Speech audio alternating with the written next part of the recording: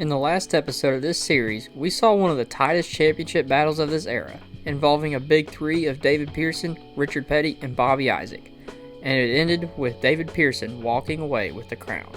So today, we're going to take a look at the 1969 season and how it would play out with a consistent points format.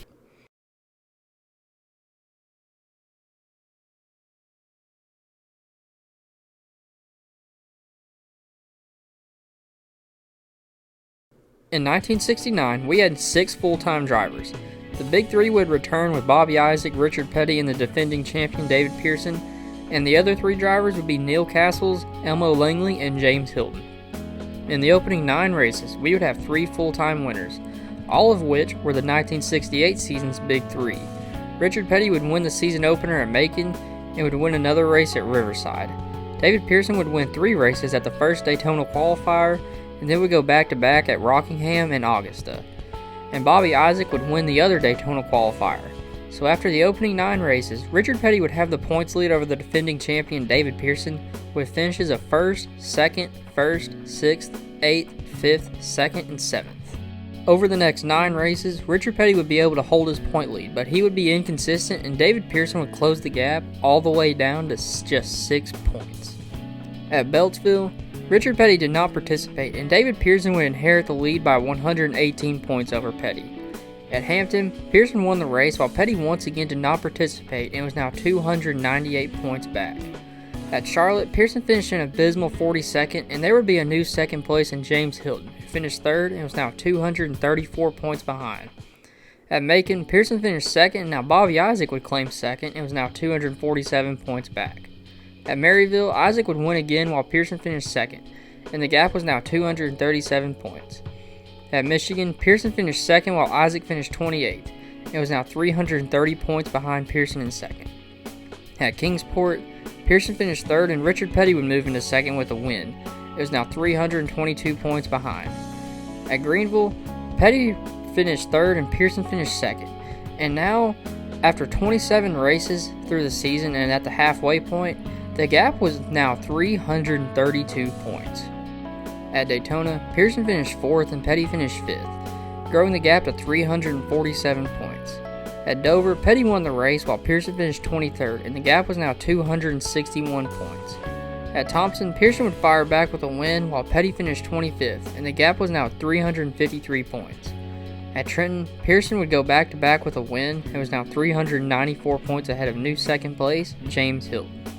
At Beltsville, Pearson finished 2nd and Hilton finished 3rd, growing the gap to 404 points. At Bristol, Pearson won the race while Hilton finished 4th. It was now 424 points back. At Nashville, Pearson finished 6th while Hilton finished 3rd, and the gap was now 414 points. At Maryville, Pearson finished 2nd while Hilton finished 5th, and the gap was now 434 points. At Michigan, Pearson won the race while Hilton finished 9th. It was now 522 points behind. At South Boston, Pearson finished 2nd, and now Richard Petty would take 2nd. It was now 529 points behind.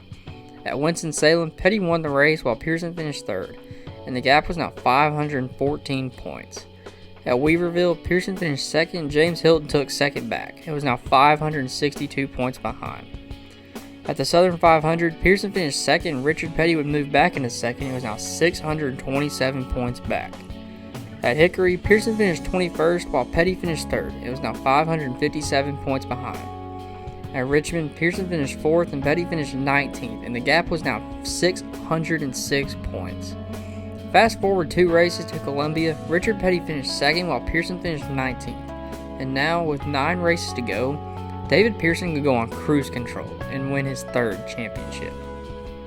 At Martinsville, Petty would win while Pearson finished 2nd, and the gap was now 527 points. At North Wilkesboro, Pearson and Petty would score the exact same amount of points, and the gap was still 527 points. At Charlotte, Pearson finished 5th while Petty finished 27th, and the gap was now 593 points. At Savannah, the two would score the exact same amount of points again, and now Pearson had enough points to clinch the championship 5 races early and claim his 3rd championship in 4 years. Well, that was disappointing. I know of a lot of comments I had on the 1968 video saying that this was going to be a great championship battle, but in the end, it just wasn't.